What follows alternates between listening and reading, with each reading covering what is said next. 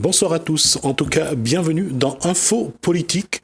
On va revenir sur ce qui se passe à La Réunion depuis maintenant quelques semaines, voir un petit peu quels sont les fondements pour ce mouvement. Est-ce que c'est un mouvement de colère? Est-ce que c'est un aboutissement, une étape? On va voir un petit peu qu'est-ce que les différentes mesures annoncées d'abord par Annick Girardin, puis par Édouard Philippe, le Premier ministre, puis par le président Macron. Est-ce que ça répond aux attentes des Réunionnais et des Français d'une manière globale? On va expliquer avec nos invités comment la Réunion vit ce moment-là, pourquoi elle vit aussi ce moment-là, et qu'est-ce qu'il faut en attendre surtout. Alors, avec nous ce soir, Lubin Budel, bonsoir, psychologue. On a également avec nous Giro Payette, chef d'entreprise. On a Éric Alandroit, animateur culturel, et Jean-François Maillot, donc président du CSAPR, le collectif des syndicats et d'associations professionnelles de la Réunion. Avec eux, on va voir d'abord, on va essayer de partir dans l'autre pour voir, est-ce que là où on est arrivé avec ce mouvement, est-ce que c'est un aboutissement normal, légitime? Et ma première question, messieurs, c'est est-ce que il a fallu attendre que la colère déborde avec le prix du carburant, qu'une goutte d'essence fasse exploser l'essence pour que la Réunion se réveille, se rebelle et se révolte? Vas-y. Ah, c'est bien, ils se regardent tous. La réponse va arriver dans un instant. Messieurs, qui commence? Non, mais effectivement, c'est vrai que c'est bien, c'est arrivé, parce que ça fait un moment qu'on attend justement que la population bouge, puisque aujourd'hui c'est tout le monde qui est concerné, le particulier, le chef d'entreprise. C'est dommage qu'on arrive seulement, parce que je pense qu'on aurait dû faire ça déjà au moins 40 ans. On aurait dû gagner déjà au moins 40 ans, puisqu'on a bien vu que aujourd'hui, les élus ne sont plus crédibles. On ne veut plus entendre des élus. On a bien compris. Maintenant, c'est la population qui doit décider. C'est pour ça qu'ils sont d'accord aussi de mettre ce collectif en place justement pour pouvoir assister aux différentes réunions et propositions. Sur ce que vient de dire Jean-François Maillot, si on reprend depuis 50 ans, mai 68, on prend les luttes sociales des années 80 avec l'avènement, entre autres, du premier président socialiste dans la 5e République. Si on regarde la 86 avec j'allais dire, les manifestations étudiantes contre ce qui a été la loi Devaquet. Si on regarde ce qui va s'enchaîner en 97 à La Réunion, les fonctionnaires avec la surrémunération. On regarde 2009, ce qui a abouti à la Lodéum. Il y a eu à chaque fois la révolte, il y a eu à chaque fois des manifestations, mais est-ce que pour autant ça a apporté des résultats? Est-ce qu'il faut faire avec les élus, ou est-ce qu'aujourd'hui la population, là où elle est-ce qu'elle aboutit seulement à de la colère, à de la frustration, ou est-ce qu'il y a un mouvement réfléchi? Mais nos droits ont été bafoués depuis 45, puisque on voit bien qu'aujourd'hui on est toujours au même stade. Rien n'a avancé. D'accord? Donc ça veut dire quelque part, nos élus n'ont pas pris leurs responsabilités. Personne ne veut prendre aucune responsabilité. Ils veulent pas s'engager. Donc aujourd'hui, on est au même stade qu'en 45. Ça, c'est un constat. Je suis d'accord, mais est-ce que c'est pas au peuple, justement, et là je vous pose la question, est-ce que c'est pas au peuple, comme c'est le cas avec ce mouvement-là, de faire en sorte que ça bouge? Éric Alandroit. Moi, je vois une nuance dans ce qui vient de se passer là par rapport à tout ce qui a pu se passer jusqu'à maintenant. La nuance, et peut-être même la différence, c'est que l'ensemble des manifestations, on va dire 19e, 20e siècle, est axé sur la demande. Une demande qui peut soit des fois être qualifiée d'assimilation ou d'égalité. Certains ont même poussé jusqu'à une idée d'égalité réelle. Mais il situe à nous dans un rapport où ça nous continue à entretenir une relation de dépendance, une relation de domination, où ça nous pense que l'autre, il doit apporter une réponse. Et nous a très peu formulé un désir pour quelque chose d'autre, quelque chose de meilleur, quelque chose de plus beau, quelque chose où on a le respect, mais un respect actif, dynamique.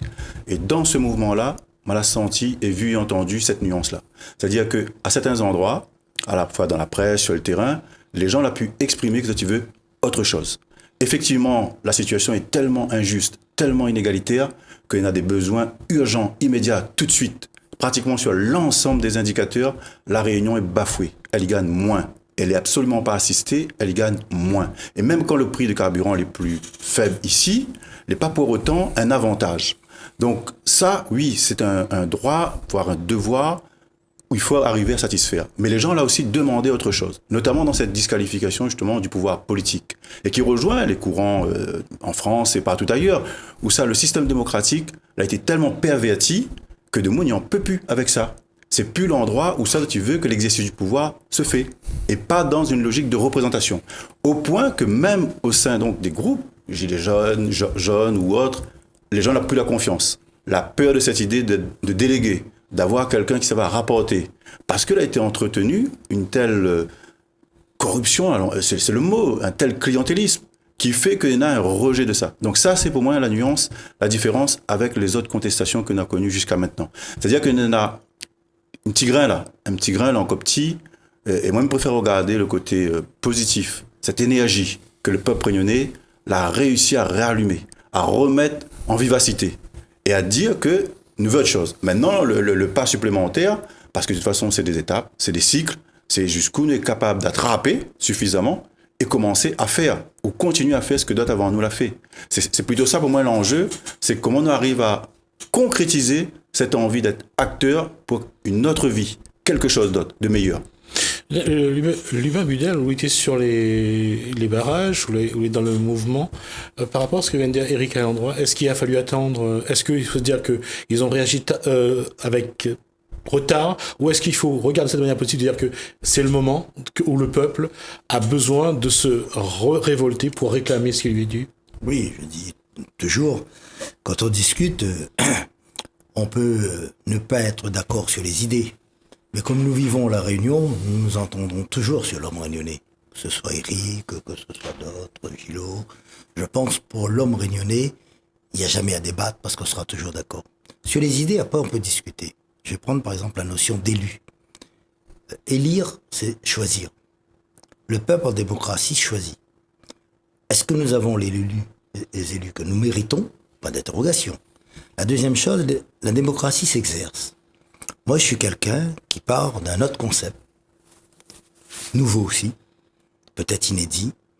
Je pars du concept d'adaptation. Qu'est-ce que c'est l'adaptation? L'adaptation, c'est l'intelligence. À chaque moment de sa vie, un homme a à se confronter à des événements. À partir de là, il faut qu'il s'adapte avec ses moyens. Les plus gros avec ceci, les plus faibles avec cela, les plus grands, les plus petits. Nous, Réunionnais, nous avons aujourd'hui à nous adapter à une nouvelle crise, à une crise inédite. Pourquoi inédite? Parce que entre le peuple en bas et le haut, il y a des intermédiaires qui ont cessé de fonctionner. Je vais prendre par exemple le syndicat, qui représentait les travailleurs et qui avait une force entre un gouvernement et une population de travailleurs. Il y avait par exemple les instituteurs, qui représentaient un monde éducatif entre par exemple les instances politiques et la famille. Il y avait par exemple des gens comme Éric qui animaient les quartiers, qui représentaient une sorte de médiation pour faire en sorte comment conjuguer le mieux vivre ensemble. Et ensuite, il y avait aussi l'Église, les pouvoirs cultuels, l'Église, les musulmans, les Chinois, tout ce que vous voulez, les représentants, qui essayaient, par exemple, par le basket, les Chinois, je me souviens, à Saint-Denis, c'était le basket, je me souviens le football, qui était très populaire, et où on jouait bénévolement, il n'y avait pas de salaire, on se rencontrait, on se tapait dedans, et c'était fini. C'est devenu quelque chose qui a disparu. Le lien social a disparu parce que l'argent, le principe de l'argent, agit différemment. Vous avez par exemple ce qu'on appelle l'euro, donc l'Europe. Qu'est-ce qu'un euro pour quelqu'un qui a 14 ans, qui n'a jamais eu les moyens de voyager, qui est là, qui regarde la télévision, qui a un ordinateur, qui a des objets tactiles, où il peut s'amuser, mais qui ne connaît pas l'Europe. Or, l'Europe décide pour la France, donc pour la Réunion, puisque la Réunion est dans la France. Donc, il y a un jeu complexe qui s'établit entre, comme a dit tout à l'heure le chef d'entreprise, ceux qui ont les moyens qui sont hauts, qui redistribuent pour les petites entreprises et qui ensuite arrivent à la population. Mais il n'y a plus ce contour, si vous voulez, où on avait des interactions, j'allais dire, entre le commerçant et, par exemple, les gens, c'est-à-dire le commerce de proximité, ou l'argent carnet. Quand on disait ça, un petit carnet, fin de mois, on causait, j'ai pas d'argent, je veux, bon, il y avait une confiance. Et là, je rejoins Éric sur la confiance. Le deuxième concept, c'est la confiance. C'est difficile à essayer d'analyser, mais il faut aller jusqu'au bout. La confiance. Pourquoi la confiance a disparu? Parce que les riches sont de plus en plus riches et qu'on le voit de plus en plus. Vous savez, avant, il y avait des riches aussi, mais on les voyait de moins en moins. Maintenant, l'écart est tellement grand, et on connaît tout à La Réunion maintenant, qu'on voit des abus de certains élus, mais pas tous les élus, mais de certains élus. Il y en a qui abusent plus que d'autres. Pourquoi il y en a qui vont manger des petits fours à Paris pendant que les autres sont sur les barrages, etc. Donc, le peuple se pose des questions, mais nous devons maintenant faire preuve d'intelligence, utiliser ces forces vives politiques, quelles qu'elles soient, pour faire en sorte que ça change aussi chez elles, et qu'ils nous donnent les moyens, parce que c'est pas à nous de trouver les moyens, c'est les responsables politiques qui doivent nous donner les moyens pour entretenir les débats et faire en sorte que ça aboutisse à des projets concrets dont je parlerai tout à l'heure.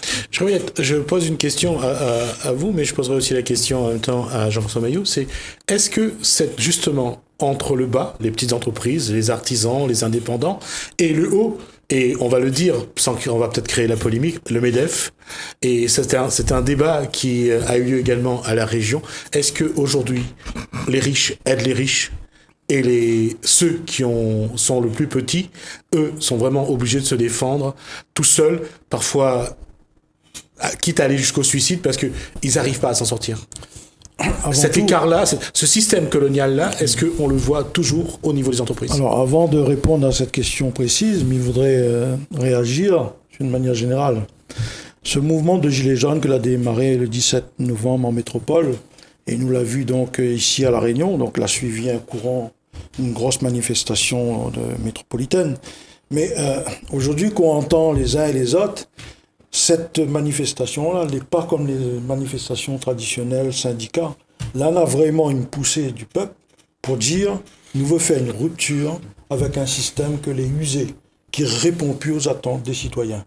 Et je crois que ça n'a pas été vraiment compris, parce que quand on regarde aujourd'hui, on va sûrement rentrer dans le détail, mais sans vouloir étendre moins là-dessus, mais quand on voit les propositions que les faites, d'ailleurs, les Gilets jaunes ont fait un certain nombre de On va les commenter après. On va revenir là-dessus. Mais ce que je veux dire par là, c'est que on a l'impression les réponses des hauts responsables politiques, c'est de prendre des mesures sur un mouvement de grève. Il ne s'agit pas de ça. Il s'agit de faire des propositions pour réformer un système qui ne fonctionne plus. Et là, je crois que sur ce terrain-là, c'est, comme dit Créole, il n'entend pas rien là. Donc comme si là, il s'en mettre 2-3 mesures, et après ça recommence comme avant. Et pour rebondir sur cette question, mais Missa Diraou, des gens comme nous, chefs d'entreprise de PME, TPE, nous, NAMAC, ce sont toujours les mêmes qui vont répéter les mêmes choses dans les instances depuis plus de 40 ans. Nous aussi, nous n'avons ras-le-bol. Mais après, nous ne pouvons qu'en vouloir à nous-mêmes aussi. Dire que nous n'avons pas été suffisamment bien représentés pour aller faire entendre notre voix. Mais ça aussi, nous voulons mettre une rupture à ça. Les autres ne peuvent pas les connaître notre place. C'est nous qui connaissons nos problèmes. Voilà ce que je voulais dire. La rupture avec un système qui ne fonctionne pas. C'est cette réponse-là qu'il faut qu'ils apportent. Et la question, on a annoncé 40 milliards avec le CICE pour les entreprises.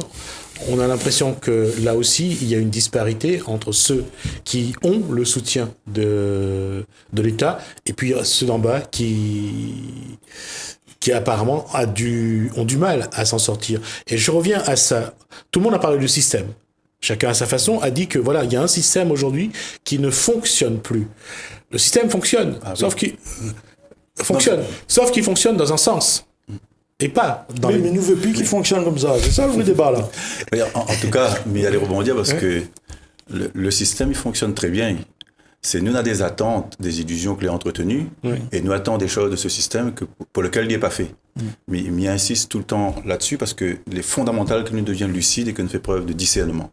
C'est pas un système que tout d'un coup comme ça il bug et que l'on a des désordres, on a des violences. Il fait partie de sa manière de fonctionner.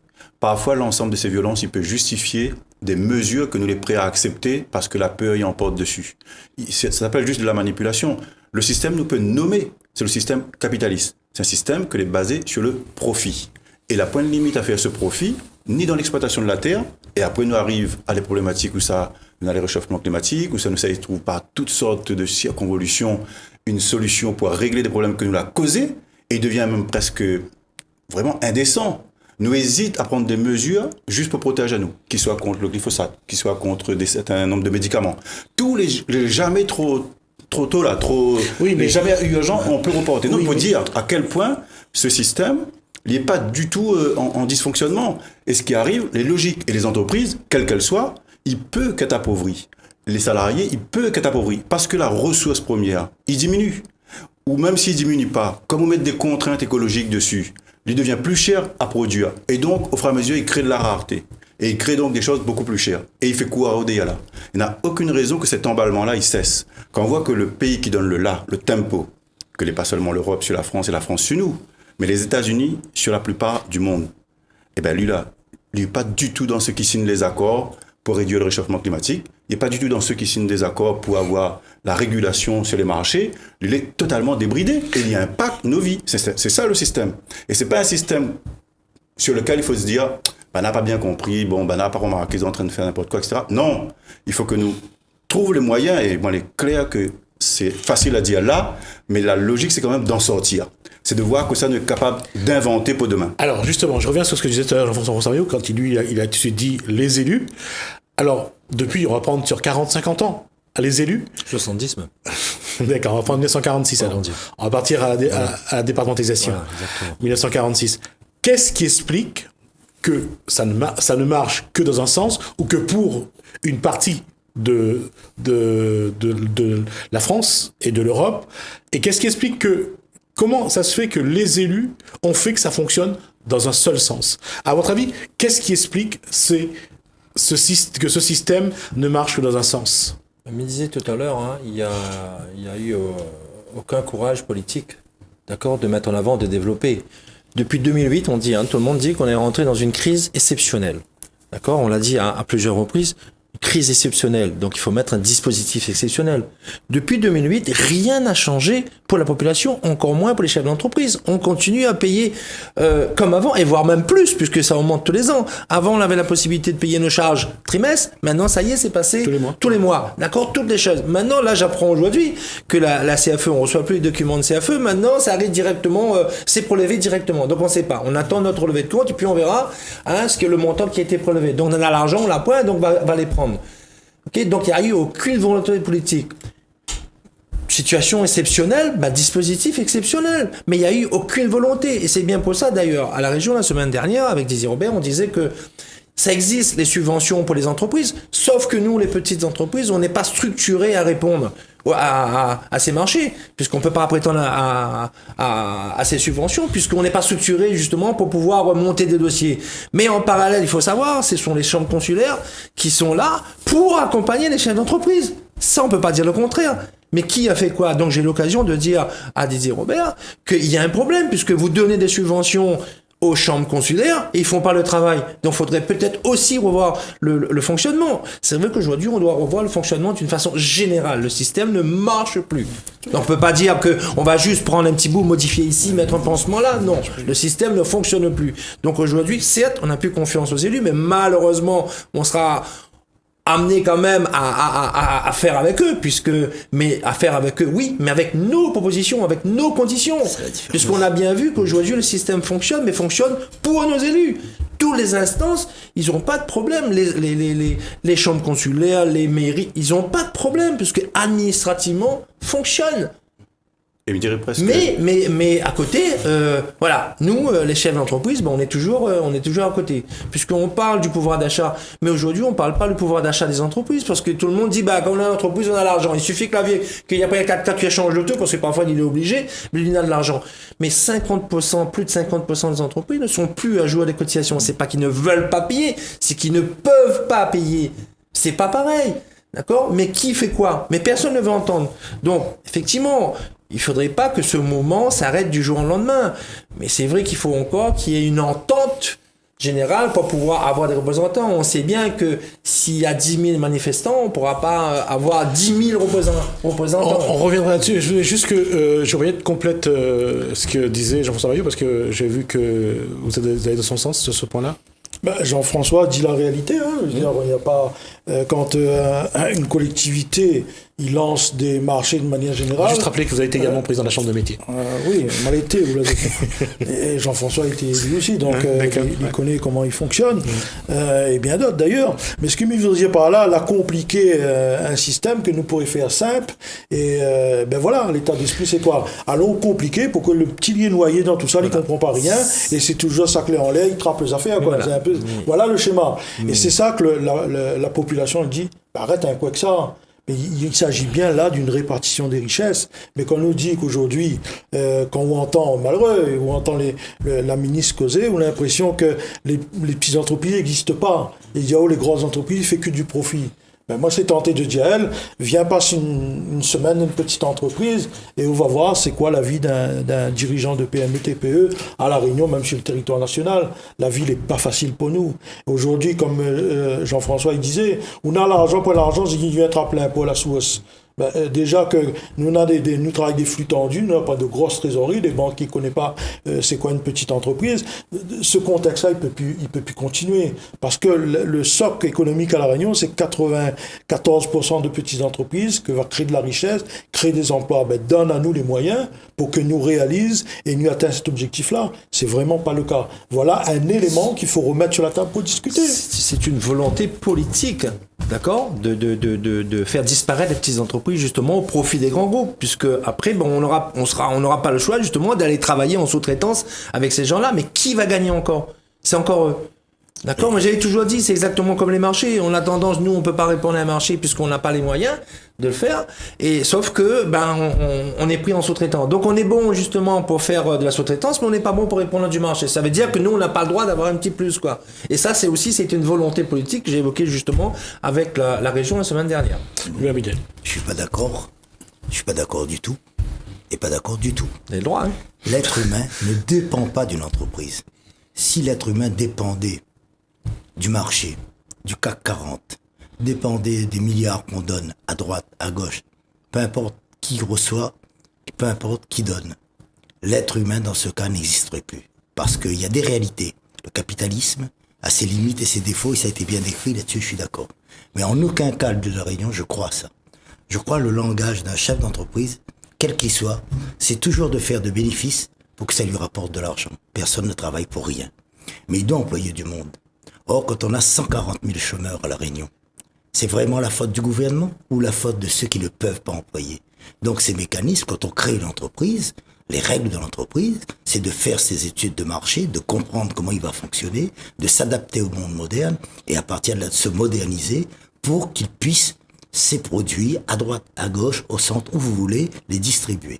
Or la distribution dans le marché, dans le social, dans l'économique, socio-économique, fait qu'on doit donner une place à l'individu. Or, l'homme réunionnais n'a plus sa place aujourd'hui dans ces marchés. Ce peuple est en souffrance. Ce peuple ne comprend pas. Mais qui va lui expliquer? Qui va lui dire par Internet tu peux faire des économies? Et si tu passes par des intermédiaires, les prix quels qu'ils soient, du gazoil, de l'essence, du sucre, du sel, c'est plus cher. Quand un agriculteur ne vend plus ses produits directement, il vend ses produits par des intermédiaires. Les intermédiaires font des bénéfices de plus en plus grands. Comment se fait-il que le prix de l'ananas soit bientôt ici presque plus cher qu'en métropole? Comment se fait-il que certains produits qui sont locaux soient plus chers bientôt que les mêmes produits qu'on trouve en métropole? Donc je crois qu'il faut revoir le cadre où l'être humain a sa place. Parce que tout d'abord, à mon avis, quand on vit ensemble, c'est le potentiel d'un être humain qui rentre en ligne de compte et non pas le marché qu'on lui propose. On peut lui vendre des petits pains avec des trucs dedans, on peut le conditionner, il achètera, il mangera. Mais s'il est intelligent et il se dit, quand on me donne ces produits, par exemple locaux en agriculture, il y a 7 produits qui sont arrosés dessus et vont tuer mes enfants demain. Eh bien ça, il n'y a jamais une réflexion vraiment profonde de l'être humain. J'en veux pour preuve, hier, quand j'ai pris des produits, j'emmenais où les agriculteurs mettaient sur leurs produits, leur propre agriculture réunionnaise. Il n'y a pas d'accuser le gouvernement, les élus. Celui qui fait ça, il veut gagner de l'argent. Il veut s'enrichir. Il veut faire des croisières, s'il le faut, sur le dos de ceux qui sont malades, de ceux qui sont malades de l'alcool, les usiniers qui font de l'alcool. Entre ceux qui veulent s'enrichir, entre ceux qui veulent s'enrichir, ils créent une entreprise. Et le faire, c'est pas forcément quelque chose qui se fait comme ça en claquant des doigts. Je veux dire, bien sûr que tout chef d'entreprise qui investit a envie de réussir quelque chose. Peut-être pas gagner de l'argent spécialement. C'est le but. C'est l'objectif, c'est de gagner de l'argent. Je veux dire que ce que dit Jean-François Maillot et ce que dit Jérôme Payette, c'est qu'aujourd'hui, le système rend complexe toute une démarche qui complique la vie des petites entreprises et qui fait que ces petites entreprises ont de plus en plus de mal à exister dans un contexte où on ne favorise que les grosses entreprises. Tout à l'heure, j'ai dit 40 milliards de CICE pour les grosses entreprises. C'est parce que en bas, les petites entreprises vont recevoir peut-être 2 000 euros de ces 4 milliards. Mais ceux, par exemple, comme un groupe de la grande distribution, c'est 340 millions. C'est pas les mêmes chiffres. C'est ça l'explication. C'est pour ça que je disais que entre vouloir et pouvoir, là, à ce niveau-là, l'entreprise est peut-être presque comme un habitant de ce peuple qui finalement ne reçoit que des miettes. Je termine mon raisonnement parce qu'il n'était pas fini une minute. Après, je donne la parole aux autres. Je n'ai pas dit qu'on n'a pas besoin des entreprises. Non, c'est ça. Tout pays a besoin des forces vives et des compris. entreprises. Là-dessus, on est d'accord. Ce que je veux dire, c'est l'adaptation, même aux lois, même aux textes européens, etc., devient tellement difficile, pas seulement pour les entreprises, pour un peu tout le monde qui vit, qui manipule de l'argent, les banques, etc., que le simple citoyen réunionnais, dans son intelligence, il n'a plus accès à cette façon de procéder. Vous n'allez pas dire, une personne qui a 60 ans, prend Internet, tes comptes vont être comme ça, va sur la banque, va traiter tes impôts, etc. C'est des moyens modernes qui ne maîtrisent pas tous. Ils sont obligés de se faire aider. Ce que nous demandons, si ça avait été possible, que même les entreprises, les petites, les moyennes, peu importe, on ne va pas discuter de ça, car 40 milliards, vous savez, pour le Réunionnais qui gagne 1 200 euros par mois, ça ne veut strictement rien dire. Ce qui est important, c'est avec ce qu'il a. Est-ce que sa créativité de se mettre encore en marche, quand il ne peut plus manger, qu'il a le ventre creux, que le matin il se lève et se demande qu'est-ce qu'il va donner à ses enfants. Ça part du potentiel humain. Le potentiel humain, c'est un cerveau qui fait fonctionner. Pourquoi on a des champions en boxe, en athlétisme, etc. et tout? Pourquoi on n'aurait pas des champions d'entreprise qui créent? C'est-à-dire qui réinventent des systèmes eux-mêmes entre eux. Je suis pas chef d'entreprise, donc, mais je peux donner quelques conseils. Par exemple, sur les communications. Comment peut-on faire pour faire en sorte que des produits, vous voyez des petits paniers qui circulent en ce moment, où les gens viennent prendre telle adresse, les gens sont contents, ils échangent entre eux. L'entreprise elle-même, elle est étouffée par toutes les lois, toutes les règles, et là je suis d'accord là-dessus. Mais est-ce qu'on a des conseils? Prenez par exemple la chambre de commerce, où j'y suis allé ce matin. Vous voyez, il n'y a personne. Vous arrivez, il n'y a personne. Vous vous dites, on paye des impôts, on donne de l'argent. Vous entendez que l'aéroport, ça coûte plus cher, les taxes sont plus chères. Vous arrivez dedans, il y a une coquille vide. Et comme me disent pas, j'y étais ce matin, il y avait personne de la direction jusqu'en bas, même à l'accueil secrétariat. Mais qu'est-ce que c'est que cette maison qui est là, où il y a la coquille, on est encore en train de faire des travaux en plus dedans, donc on ne peut pas entrer, et qui, quelque part, ne correspond plus aux besoins ou des entreprises, mais avant tout, il y a les entreprises, il y a une population humaine. Une entreprise, ça travaille avec des êtres humains qui s'appellent des Réunionnais, qui s'appellent d'abord des Réunionnais, qui vivent sur cette terre, pas des familles, pas des groupes prostitués, des Réunionnais qui vivent sur cette terre, qui ont de la créativité. Prenez par exemple, savez-vous qu'il y a un type de banque ici qui est fait par 2 Réunionnais et qui est domicilié à Miami? Personne ne sait ça. Pourquoi l'emprunter toujours aux grosses banques? Pourquoi ne pas emprunter à ce monsieur-là, à mettre des actions? Personne ne connaît ce monsieur, puisque la communication ne passe pas. Deuxième chose, comment se fait-il, quand on est à La Réunion, on est capable de mettre une BPI en place? Très bien. C'est quoi ça? Il faut savoir les entreprises et pas banque publique d'investissement. Ouais. Ça, c'est votre problème, comment il fonctionne. Et comment on ne met pas en place, ce que je dis tout le temps, une BPP, c'est-à-dire une banque publique pour les pauvres. Donc voilà des systèmes à réinventer sans mettre encore les entreprises, qui donneraient des nouvelles entreprises, car je crois que les entreprises ne peuvent plus fonctionner sur les vieux schémas, elles aussi, comme il est demandé dans ce mouvement de gilets jaunes que j'entends aussi moi tous les jours sur le terrain, mais il n'y a pas des interlocuteurs qui soient là en train de se réunir pour réinventer l'entreprise de demain. Alors, si vous plaît, Père, enfin, je voulais juste poser 2-3 principes, comme ça, mais n'oublie pas, parce que ça va vite. Mais je crois que nous ne pouvons pas sous-estimer la force du système et sa capacité à récupérer et à détourner à son avantage des initiatives que nous prenons. Pour autant, ça ne veut pas dire que nous devons cesser de prendre des initiatives. Plus que jamais, il faut que nous prenions. Et plus que chef d'entreprise, mais je pense qu'il faut nous développer vraiment cette capacité entrepreneuriale, d'initiative, et justement de libérer notre créativité. Et il me dit assez souvent, c'est l'ADN réunionnaise, ça, la créativité. C'est l'ADN réunionnaise. Parce que la Réunion, elle est née dans un contexte de rapport de force, de domination, de coercition. Et c'est dans ce contexte-là que nous avons créé pratiquement tout ce que nous avons. Nous aurions grand intérêt à replonger dans cette dimension culturelle, cet ancrage culturel, et bien comprendre que nous sommes beaucoup plus riches que ce qui fait croire à nous.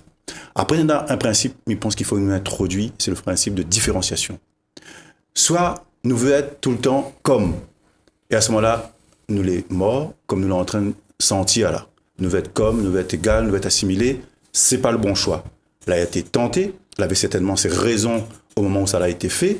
Nous avons besoin aujourd'hui d'introduire un principe de différenciation. Et sur un principe de différenciation, que ça nous veut, et que ça nous mette en place avec nos moyens, avec nos intelligences, avec les richesses qu'on a ici. Humaine en premier. Jeunesse, puisque justement, nous les jeunes, c'est un atout, il ne doit pas devenir un handicap. Et tout le reste que tu peux connaître, naturel, etc. Il faut nous introduire ce principe-là. Deuxième principe, c'est un principe de responsabilité. On n'a pas de clientéliste sans client. Il faut qu'à un moment, chacun de nous interroge à nous sur nos bonnes pratiques. Et les clairs que les pas simples. Les clairs que le terrain est tellement glissant qu'on peut tomber dans les complaisances ou même on dit, bon, ma gars récupère tel machin, voilà, mais il fait vite, pas grave, bon, ma il a besoin, etc. Nous avons besoin de réintroduire de l'exigence, une responsabilité. Sinon, en vue d'autre chose, le reste, il peut suivre. Mais il faut-il que nous ayons vraiment envie d'autre chose? Que nous arrivions à, justement, on lève tout ce que nous avons jusqu'ici accepté dans l'idée, à mon avis, une certaine illusion, mais ma foi, il fallait peut-être passer par là, que nous allons pouvoir avoir et continuer à courir derrière. Nous n'avons pas à courir derrière, nous avons juste à faire là où ça nous l'est. Et je termine sur des exemples, mais non, pagaille d'initiatives à la Réunion, des initiatives alternatives que déjà prospèrent, insuffisamment connues, que ce soit dans les banques, que ce soit dans l'alimentation, que ce soit dans l'agriculture. Il y a déjà des choses que les à l'œuvre. Maintenant, il ne faut plus que ce soit l'option, il faut que ce soit le principe. C'est ça que je voulais rajouter par rapport à ce qu'il a dit. Mais il dit, n'oublions jamais, le système est capable totalement de supporter n'importe quelle attaque que nous fait dessus. Oui, simplement répondre à M. Budel en disant que l'entreprise réunionnaise, l'entreprise française, en tout cas, m'y parle pour ce que m'y connaît. Le monde du 440 multinational, c'est pas notre monde à nous. Nous, c'est un monde bien à part, les PME, TPE. Nous, les d'entreprises à taille humaine. Aujourd'hui, quoi nous peut dire? Il y a toujours des conflits dans toutes les entreprises, ça ne pourra pas effacer, parce qu'on a affaire à un comportement, des réactions des uns et des autres. Nous ne peut pas être parfait, nous ne peut pas être d'accord sur tout. Mais globalement, je dirais que ça se passe pas trop mal. Mais aujourd'hui, croyez bien que nous l'est dans cette logique-là aussi, tout ne peut plus être comme avant. Nous l'avons compris, ce message que nous, chefs d'entreprise, nous salariés, nous demandons un emploi, enfin toute la société réunionnaise, nous doit construire autre chose, mais ensemble. Nous doivent être complémentaires l'un de l'autre. Et il est vrai qu'en face de nous, nous avons un système qui est bien rodé et qui peut casser ça. Le seul moyen pour contourner ça, c'est notre solidarité. Se pose la question de notre solidarité. Alors, il dit aussi, est-ce que ce mouvement-là n'est pas en train de tomber? Il dirait, sans être dans l'esprit de révolutionnaire, c'est même pas des révolutionnaires, c'est de dire, le moment est venu à passer à autre chose. Et ce matin, il disait encore à des salariés d'entreprise, mais c'est pas parce que le patron il veut pas payer les autres plus, parce qu'il ne peut pas payer les autres plus. Jean-François l'a dit, nous il croule sur les charges, il n'arrête pas. Et quand le président hier soir il dit qu'il donne 100 € sur le SMIC par exemple, mais il coûtera pas plus cher aux petites entreprises, moi j'avais l'impression que c'est lui qui allait payer. C'est faux. Non mais franchement, on a l'impression qu'il allait payer. Oui. C'est pas que nous les comptes de ça, bien au contraire, la réaction que nous avons, nous chefs d'entreprise, plus nos salariés gagnent leur vie, puis ils ont un bien-être dans l'entreprise, ils apportent une meilleure productivité, ils ont envie de venir dans l'entreprise, ils ont envie de participer au développement de l'entreprise. On demande quoi, nous? Nous demandons aux responsables de créer un environnement favorable pour que nous créions ces meilleurs liens entre nous et pour que nous construisions la société de demain. Mais pas en voulant dire, allons, tiens, mettre l'un contre les autres, que nous allons réussir. Il ne faut pas nous rendre dans ce schéma-là. Le schéma, nous l'a compris, là, il faut nous mettre à nous autour d'une table. Mais chacun doit aussi rester à sa place dans le respect des uns et des autres. Si nous construisons une société comme ça, c'est pas que nous devons construire cette société-là. Le message des Gilets jaunes, c'est ça. Allons sortir là-dedans, il ne marche plus ça. Allons faire notre affaire. Et tout le monde a sa part. Et ce que vous dites, c'est juste l'action politique. Ouais. S'il ne fait pas la confusion avec l'action politique politicienne, ce que vous dites, ce que vous décrit, c'est l'action politique. On a besoin d'introduire du politique dans ce que nous veut faire ici à La Réunion. C'est-à-dire prendre des choix, prendre vraiment des perspectives fortes, qu'il prend en compte ces valeurs-là. Et non pas que forcément nous courons d'ailleurs une forme de tentation que l'a mis là et que bon voilà il fallait passer par là. Aujourd'hui il faut y introduire vraiment du politique. J'ai la cité, j'ai l'avenir, il a de la vision et ils travaillent ensemble. Oui, alors politique c'est gestion de la cité. Si on prend au sens étymologique du terme, gestion de la cité. La question c'est aujourd'hui comment faire rentrer des représentants du peuple dans le système pour que, non pas qu'il y ait un contrôle, mais pour que ces représentants-là aient les moyens, justement, de faire ce qu'il faut faire. Parce qu'apparemment, les élus n'ont pas su le faire correctement. C'est là que je dis qu'on a sauté les intermédiaires. Vous savez, un gilet jaune, il n'est pas né gilet jaune. On lui a pas dit, tu seras gilet jaune mon fils, tu seras gilet jaune ma fille, je ne sais trop quoi. Ni chômeur. C'est une identité qui s'est construite à partir de conflits, de rapports de force. Qu'est-ce que c'est qu'un conflit? D'un côté, vous avez un groupe, de l'autre côté, vous avez un autre groupe. Ça a toujours existé à La Réunion, et même dans le monde. Je veux dire, c'est pas nouveau de ce côté-là. Ce qui est nouveau, ce qui est inédit, c'est que vous n'allez pas non plus mettre n'importe qui, entrer dans n'importe compte et regarder les comptes ou d'une entreprise, d'une grosse boîte ou des politiques. Mais si, je m'arrête un instant puisqu'il y a des entreprises ici, des représentants, les entreprises elles-mêmes inventaient leurs moyens, parce que c'est pas les autres de venir à leur place, des nouvelles techniques qui leur permettraient de simplifier peut-être la paperasse, les rapports dans la boîte entre les salariés et le patron, des nouveaux rapports. Les conflits, ça existerait toujours, parce qu'il en faut. Le conflit, ça nourrit la pensée. Mais peut-être ça réduirait la souffrance. Un conflit, c'est pas obligatoire une souffrance. C'est des idées qui s'opposent. Quand je dis l'être humain doit être mis au centre de la décision, c'est-à-dire ne pas subir les charges directes ou indirectes d'un monde qui vient vers nous. Vous n'allez pas dire à un jeune d'aujourd'hui, ne touche pas à ton ordinateur et va prendre une pelle le soir, va faire du ciment. Non, le jeune aura envie, comme ça, par besoin humain, peut-être d'imiter, peut-être de traduire quelque chose dans sa tête qui passe par l'ordinateur.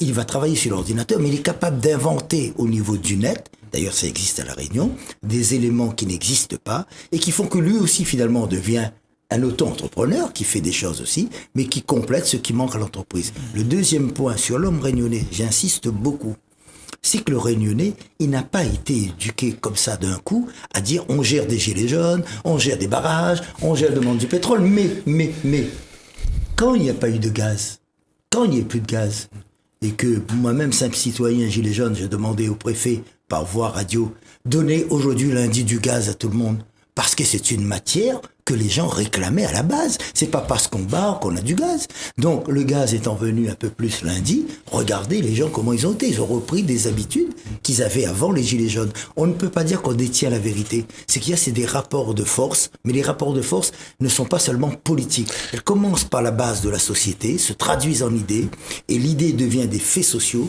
et les faits sociaux construisent un environnement. À partir de là, l'entreprise, à partir de là, l'être humain simple, à partir de là, la personne, le contexte change, nos rapports, quels qu'ils soient à La Réunion, doivent devenir apaisés de manière que nous puissions construire ensemble. Alors, je reviens à ma question, messieurs, et je vous la pose parce que c'est important. C'est comment choisir. On a parlé de référendum d'initiative populaire, je crois, ou citoyenne plutôt.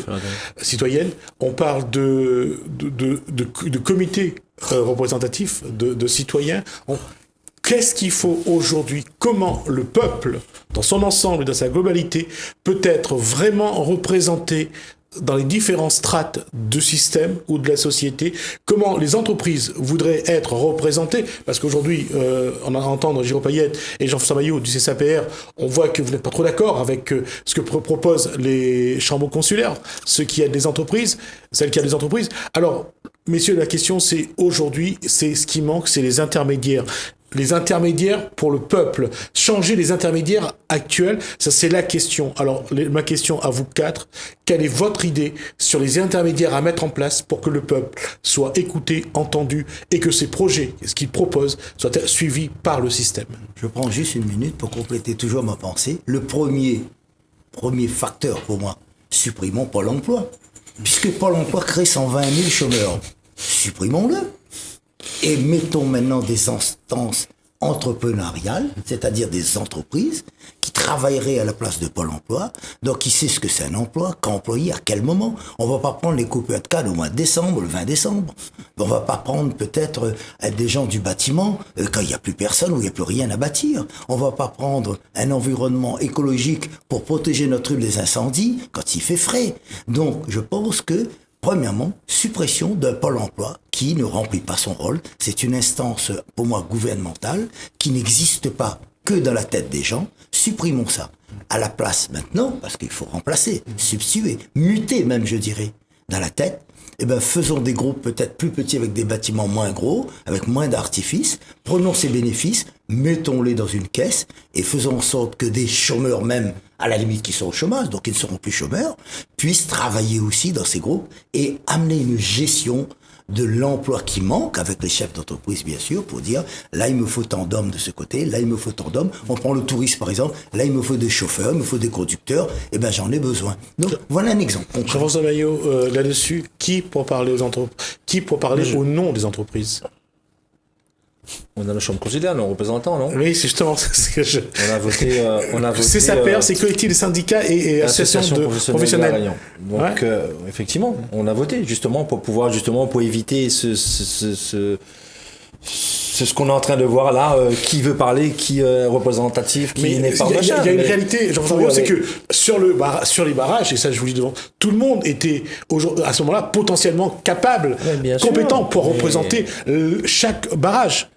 Non, mais je ne sais pas s'ils représentaient, mais en tout cas, ils voulaient représenter. Tout à fait, mais moi je parlerai justement pour la représentation des chefs d'entreprise. On a des chambres consulaires, chambre des métiers, chambre de commerce et chambre d'agriculture. Mais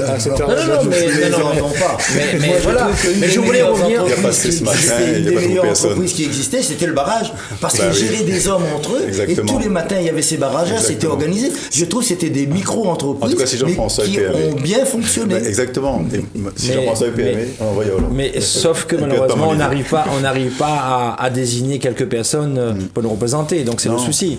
Mais moi, je voudrais revenir sur un point tout à l'heure, puisqu'on parlait des 100 € pour le salarié. Mais effectivement, au final, ce sera nous qui va payer. Bon, c'est pas Macron va prendre de sa poche ou ni dans sa On reviendra sur les mesures juste après. Mais aujourd'hui, on a la possibilité. Oui, moi, si je peux donner plus à mon salarié, je donnerai plus. Et on a moyen de donner plus à nos salariés. Puis effectivement, puisque depuis un moment qu'on parle justement de la directive 92-49, qu'il n'y a plus de monopole et qui permet aux salariés aussi d'avoir 40% de plus. C'est pas 100 € qu'on va lui donner. On va lui donner 1 000 € de plus et voir dans une situation beaucoup plus. Alors, je vais juste préciser mais pourquoi ne pas appliquer là, les lois? je vais juste préciser que c'est une c'est une loi, c'est une directive, c'est une loi qui était bafouée. Européenne de 92 qui permet de changer de sécurité sociale, de passer à une assurance. Mais pourquoi on met pas en application? C'est une loi, elle est là, c'est une directive européenne. Ils préfèrent payer des amendes au lieu de mettre en application. Et là, il y aura un vrai pouvoir d'achat pour le salarié, puisque c'est pas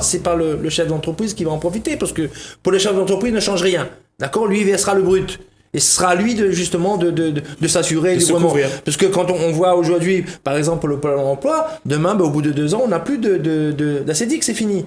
Et contrairement, justement, si à côté, on peut faire une prévoyance, donc on sera gagnant. Le salarié sera gagnant. Donc on ne veut pas, les outils existent, d'accord, les lois existent, mais on ne veut pas mettre en application, tout simplement. Pourquoi? Puisque aujourd'hui, ça va aller directement au salarié. Sauf qu'aujourd'hui, avec ce système, il y a tellement d'intermédiaires, donc tout le monde met le doigt dans le pot de confiture. D'accord? Mais pourquoi vouloir supprimer Zozaki? C'est là le problème aujourd'hui. Donc il n'y a aucune volonté politique de vraiment de donner un pouvoir d'achat à la population. Alors je vais demander à Eric Alendra de donner son idée parce qu'il voulait aborder ce sujet, cette idée-là. Oui, non, mais la façon même dont on pose la question, les problématiques, mais c'est vraiment pour prendre les choses là où ça il est, au moment où ça se passe.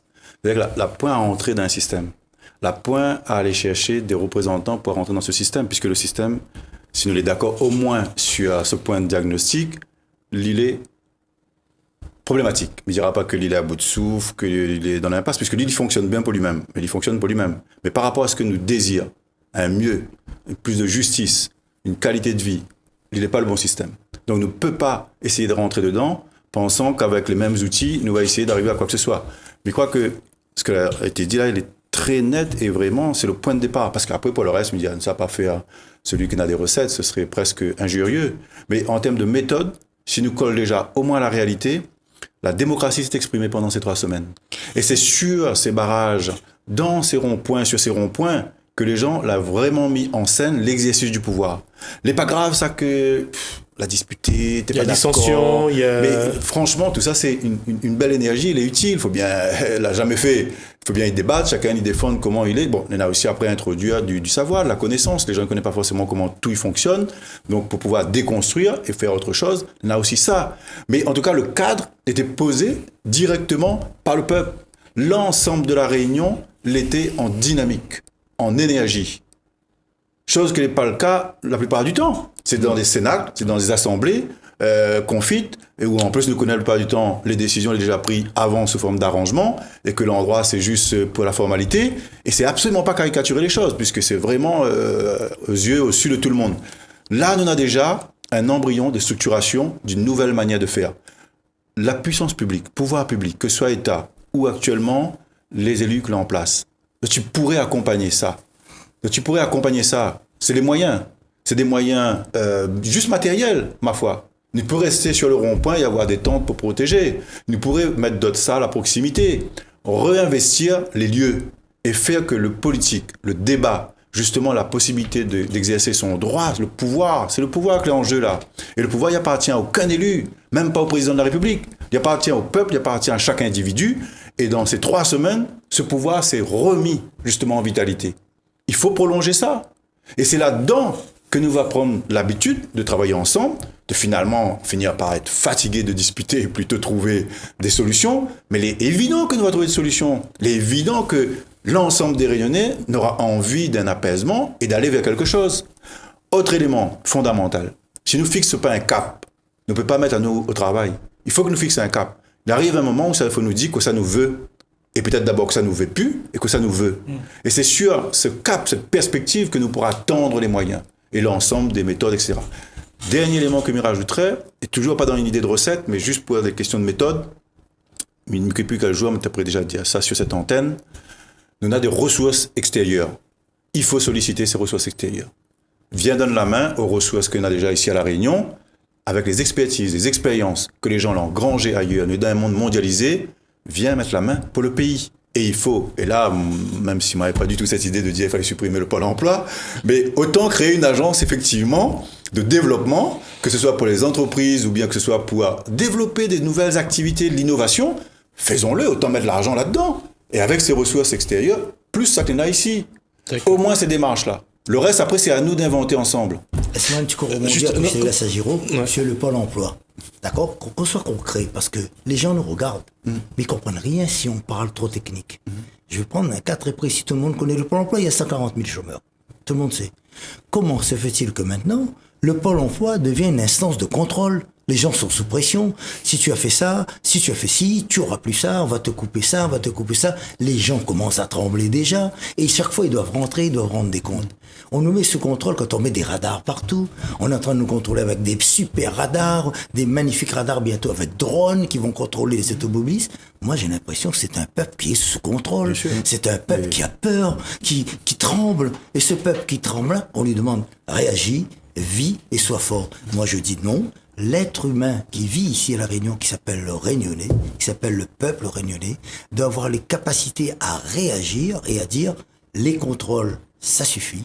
Parce que trop de contrôles, comme dit l'autre, ça tue aussi les contrôles. Je reviens à ma question tout à l'heure, c'est aujourd'hui, qui pourrait être le porte-parole des petites entreprises qui saurait se faire entendre par, et même si Éric Randon n'aime pas trop que j'utilise ce mot, par le système? C'est vrai qu'à chaque fois quand il vient vers moi, il parle vraiment du monde de l'entreprise. Non mais, n'oublie pas où ça me sort, ça c'est évident, je parlais dedans, non, c'est pas me sort, je parlais dedans. Mais de manière globale, je reviens à une chose qui est vraie. C'est-à-dire qu'aujourd'hui, on est bien quand même sollicité par les autres chefs d'entreprise pour être le porte-parole. Pas seulement moi, mais ils revendiquent pas cette place-là. Non, c'est pas ça. C'est qu'ils ont dans un autre état d'esprit. Non, c'est juste pour dire que les entreprises ont besoin d'un porte-voix. Il faut des référents. Il faut des références. Mais lui, je voudrais revenir sur une manière générale. Nous, on parlait du Pôle emploi. Et souvent, aujourd'hui, mais à mon avis, ils vont se calmer dans leur manière d'aborder le problème de La Réunion. Pendant de longues années, ils parlent à nous le chômage. Ils donnent à nous 140 000 chômeurs. Et puis nous voient, comme il disait, dans le Pôle emploi, je ne sais pas combien de centres de formation, il y a beaucoup d'argent à injecter dans la formation. On se dit, pourquoi il y a autant de chômeurs? Ils font leur propre constat d'échec. Donc, partir de cette base, qu'est-ce qu'on peut faire de mieux demain pour résoudre le problème du chômage? Première question. Deuxième question, sur les chambres consulaires, comme Jean-François disait, que Nana, cette mission d'accompagner, d'assister les entreprises, aujourd'hui, on a l'impression que la preuve a été faite tout à l'heure. Il arrive dans une chambre consulaire où il n'y a pas personne. Donc, il y a un véritable problème. Et à un moment donné, c'est pas que la science infuse, mais on l'a quand même pratiqué, mais il pratique encore les chambres consulaires. Et il me dit, mais à un moment, il faudrait que nous redéfinissions un peu le champ d'action et les missions des chambres consulaires. Parce qu'on a tendance de vieillir un peu dans son fonctionnement. Mais il faut remettre en cause le fonctionnement de plusieurs institutions. D'ailleurs, il y en a tellement que nous les perdus. Mais pourquoi il y a autant alors que le problème, les pires qu'avant? Donc, il faut aller vers la simplification. Le problème du chômage, par exemple, est lié au monde de l'entreprise. Ça serait une mission pour les chambres consulaires, ça. Mais le mettre en lien, la formation, allons être pratiques. Un jeune, il cherche un emploi, il adresse à une chambre consulaire, mais il veut faire tel métier, et quand il a fini son cursus de formation, et ben la chambre des métiers ou la chambre de commerce, ils mettent à Lyon en lien avec les chefs d'entreprise. C'est des liens directs. Aujourd'hui, moi, les chefs d'entreprise, souvent, me demandent quelqu'un, mais attend 15 jours, 3 semaines, et quand il envoie moi quelqu'un, il ne correspond pas à ce que moi l'a demandé. Donc, tout ça, il fait partie de notre quotidien. En clair, on est en train de dire quoi? Il faut une YAPSEP. Et comme l'a dit tout à l'heure, qu'il faut remettre tout à plat. Mais la question qui s'est posée, comment, avec qui, et quel objectif, quel cap nous prend? Que ça nous veut atteindre comme objectif. Bon, on a eu les gilets jaunes, on a eu l'expression populaire, très bien. Ça, il fallait, il est nécessaire, ils remettent tout à plat. Maintenant, il s'agit de passer à l'étape supérieure, comment coordonner tout ça? Comment mettre tout ça en action? Alors, nous l'a tiré sur les politiques, nous l'a tiré sur les syndicats. Et maman l'a fait la remarque à plusieurs fois. Pendant le mouvement des Gilets jaunes, qui s'est assis dans la préfecture là-bas, toujours les mêmes. Les syndicats et les élus qui les contestaient sur les barrages. Donc, il dit là, on a un problème. Mais dire, c'est pas encore ces gens-là, enfin, mais il fait peut-être partie, sûrement. Mais il prend ma part de responsabilité. Mais aujourd'hui, il s'agit là de mettre les choses à plat. Qu'est-ce que nous devons faire tous ensemble pour sortir de ce marasme-là? C'est ça la réalité. Mais pourquoi les gilets jaunes, ils refusent? Il faut être sur le terrain. Il faut être dans les gilets jaunes pour comprendre quelque chose, mais vraiment dedans. Pourquoi l'expression des gilets jaunes, c'est refus des politiques, refus des syndicats? Ils veulent pas les voir. Ils veulent pas voir les politiques, ils veulent pas voir les syndicats, ils veulent pas sur le terrain de la base. Je parle pour la base, parce que j'étais dedans, au fond même dedans. Ils veulent pas ça. Ils veulent de nouvelles représentations. Ils veulent qu'il y ait une force qui puisse décider si on construit un téléphérique qui coûte 60 millions d'euros. Mais pour qui ce téléphérique? Et pourquoi? Et comment se fait-il qu'il n'y ait pas une force, entre guillemets, d'appréciation, je ne vais pas dire d'opposition, d'appréciation, qui soit un groupe, imaginons, de gilets jaunes, qui puissent non pas décider, puisqu'ils n'ont pas été élus les gilets jaunes, mais qui puissent avoir un avis en disant, ce n'est pas en faisant remplir des feuilles sur Internet ou le soir de 7h à 8h par des personnes qu'on a consulté la population qui doit se servir d'un téléphérique. Je prends un exemple très concret et laissez-moi bien terminer là-dessus. Les gens de la base, ils sont aussi dans la confusion. Comment se fait-il qu'il y ait des représentants des chambres consulaires soit aussi au niveau du pouvoir politique? C'est l'un ou l'autre, et non pas les deux à la fois. Comment se fait-il à La Réunion qu'il y en ait plusieurs? Sortez-les tout de suite et dites-leur la première mesure que les Gilets jaunes vous demandent. Écoutez, faisons pas du dégagisme, c'est un terme que je connais pas trop bien ce que ça veut dire. Démissionnez, ou vous êtes élu, ou vous êtes la chambre consulaire. Vous ne pouvez pas proposer des budgets pour les chambres et vous-même en bénéficier. C'est pas possible. La deuxième chose, et même les syndicats, comment se fait-il qu'à l'intérieur de certains syndicats, ici ou ailleurs, les gens ont déjà des privilèges dans les syndicats, ils ont leurs petits copains qu'ils placent aussi, comme les autres, quand c'est les commissions, etc. Non, là aussi les Gilets jaunes pourraient avoir leur place consultative et dire, écoutez, vous ne représentez que petit poisson quand on voit les élections de ceci, de cela. Il manque la population là-dedans, Gilets jaunes, qui jamais, j'ai entendu ça sur le barrage, le petit, il a un poste de travail. Il reste chômeur, il a des petits contrats, CAE, tout ce que vous voulez, mais il reste chômeur. Alors, rétablissons la confiance d'abord, entre les êtres humains, entre les Réunionnais, entreprises, intellectuels, tout ce que vous voulez. Comment se fait-il j'entends jamais parler, j'ai entendu beaucoup parler d'argent depuis tout à l'heure et de moyens, mais où sont les lieux à penser? Où c'est qu'on pense ici à La Réunion? Vous demandez l'université, on vous refuse. Vous demandez l'IAE, où il y a une belle salle ce matin, j'ai visité, vraiment superbe, vide, il n'y a personne. J'ai pas été barré, j'ai pas été mangé dedans, je vous dis, j'ai été regardé, vide. Mais pourquoi on ne met pas ça le week-end à la disposition des personnes qui ont envie de penser de tous bords, de tous les Réunionnais, pas uniquement des intellectuels, des universitaires, parce que comme a dit tout à l'heure Eric, les Réunionnais ont des idées, sont capables, ont inventé des stratégies pour s'en sortir pendant 3 semaines pour manger. Où sont ces lieux de pensée? Que quelqu'un téléphone ici et me dise, Monsieur Budel, il y en a là, en voilà 3. Écoutez, il y en a 0. Quand on sait que l'université de La Réunion est avant-dernière, ne produit rien du tout, que les professeurs n'ont même pas parfois de diplôme et que personne ne le dit, les étudiants les subissent. Et pourquoi? L'école maternelle est gratuite, l'école primaire est gratuite, le collège est gratuit, le lycée est gratuit, et il faut payer l'université pour y aller. Je trouve au contraire, plus vous vous élevez, plus on devrait vous donner les moyens de manière que ce soit gratuit, et même vous donner une prime. C'est pas une prime pour l'emploi, mais une prime pour étudier, parce que vous avez le potentiel, les capacités. Où est cette idée? Qui l'a dit? Qui l'a mise dans l'air? Eh ben, j'ai rien entendu.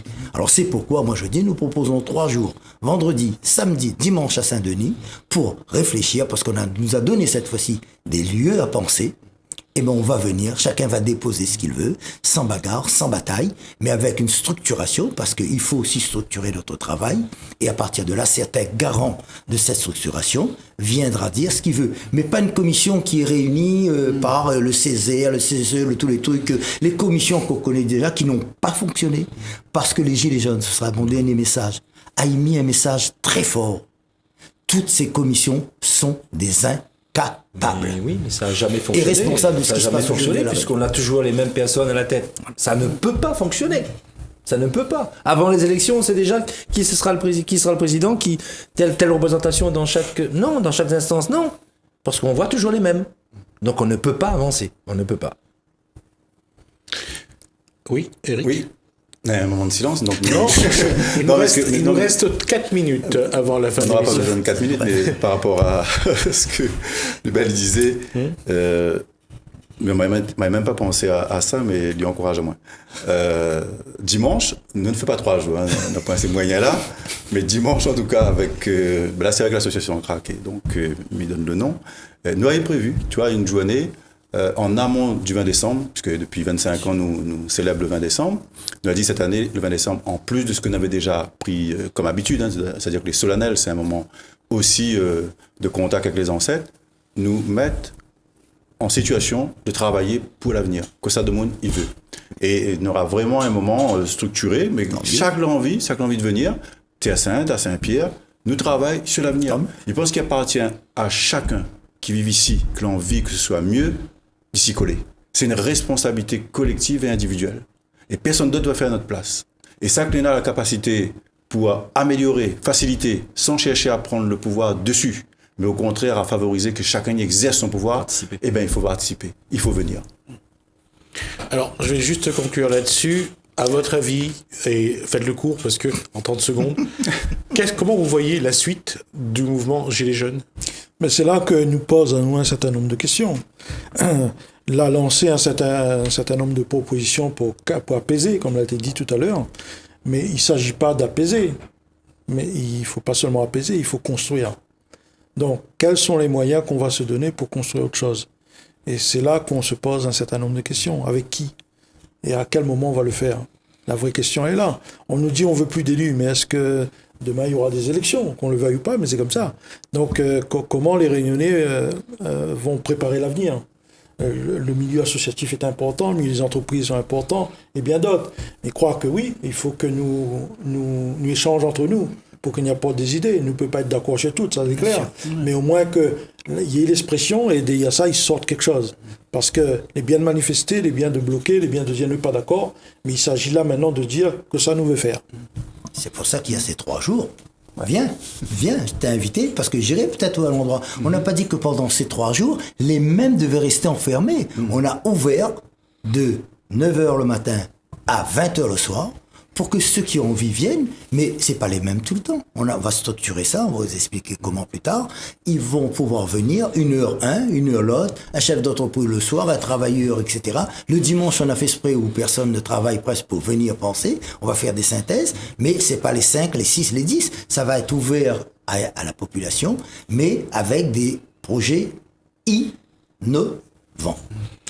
Voilà, on en arrive donc à la fin de cette émission. D'avoir remercié nos invités. Eric Alendroit, donc animateur culturel. Merci également à Lubin Budel, donc psychologue. Merci à Jérôme Payet, chef d'entreprise, et merci donc à Jean-François Agneau, président du collectif des syndicats et des associations de professionnels de la Réunion.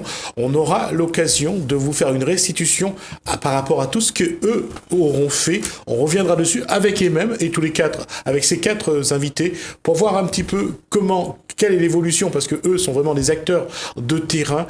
Par contre, il y a une chose aussi qu'il va falloir aussi qu'on se pose, c'est comprendre comment sur le terrain ce mouvement va élire, parce qu'à un moment donné, il faudra bien qu'il y ait des représentants. Il faudrait qu'on trouve des gens qui représentent l'ensemble. Même si le mouvement ne veut pas de leader, il faudra trouver un représentant. Parce qu'il y a une chose qui est paradoxale dans la démocratie. On dit qu'il faut que la démocratie, c'est le peuple, mais le peuple, malheureusement, a besoin de représentants, parce que 850 000 personnes autour d'une table pour décider, c'est très difficile. Alors, réflexion est lancée, on verra le moment venu, on en rediscutera. En tout cas, il y a une chose qui est sûre, le mouvement Gilets jaunes semble vouloir continuer. Bonsoir à vous, à bientôt. Merci. Merci. Aux journalistes.